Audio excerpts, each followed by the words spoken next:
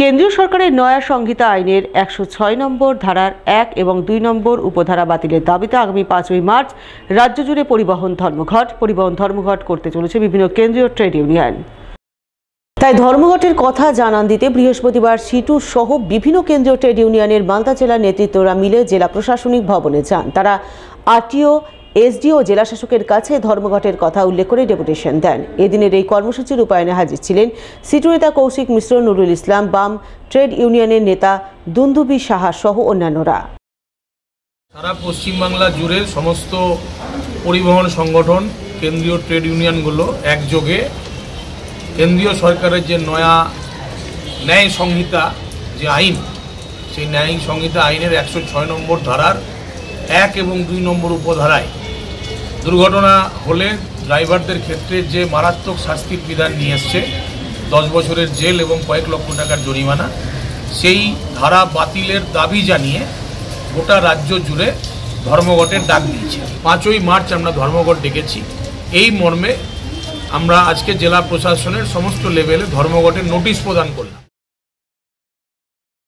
মধুকান্তি B farmers welfare society রাজ্য committee গঠনের পর বৃহস্পতিবার মালদায় হয়ে গেল সংগঠনভুক্ত সদস্যদের এক আলোচনা সভা।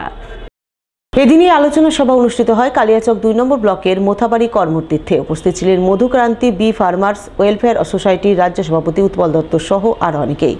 এদিনের আলোচনা সভায় সংগঠনভুক্ত মধু চাষিরা সাংগঠনিক নানান বিষয় নিয়ে আলাপ আলোচনার পাশাপাশি তাদের বিভিন্ন দাবি দাওয়া তুলে ধরেন। তার মধ্যে মধুর ন্যায্য মূল্য প্রদান, মধু চাষিদের উপর পুলিশি হয়রানি বন্ধ করা ইত্যাদি ছিল অন্যতম। মধু উৎপাদন করতে গিয়ে আমরা দেখেছি, আমরা যে উৎপাদিত মধু তার ন্যায্য মূল্য কখনো পাই না। আর সবচেয়ে যেটা অবিস্ময়কর জিনিস সেটা হচ্ছে একটা পেন কিনতে গেলে তার 10 টাকা মূল্য, এটা আমরা জানি, কিন্তু আমাদের মধু উৎপাদনের পরে আমরা জানি না আমাদের সেই মধুর কত মূল্য। সেই মধুটা সংগ্রহ করে নিয়ে নেয় কিছু ফোড়ে দালাল, তাদের কিছু পয়সা এবং গোডাউনে ভরে নিয়ে 4 মাস 5 মাস পরে যেয়ে সেটাকে বলছে যে মধুর কোয়ালিটি খারাপ, সেটা বিভিন্ন অজুহাতে আমাদেরকে একবারে ন্যূনতম দাম যা বেঁচে থাকা অসম্ভব। এই শিল্প প্রায় ধ্বংসের পথে।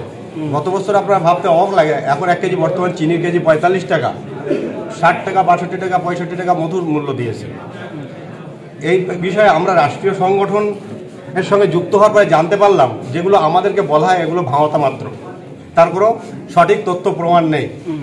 তো আমরা এ দাবি করেছিলাম, রাষ্ট্রীয় সংগঠন এ দাবি করেছে যে মধুর গুণগত মান বিচার করে তার সঠিক মূল্য নির্ধারণ করা। মালদা শহরে অভিরামপুর এলাকার মাঠ সংস্কারে উদ্যোগ গ্রহণ করল ইংরেজবাজার পৌরসভা।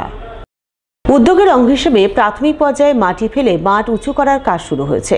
বর্তমানে সেই কাজ চলছে জোর কদমে, যা দেখে স্থানীয়রা ভীষণ খুশি। তারা জানান, অভিরামপুর এলাকার এই মাঠ বহু পুরনো।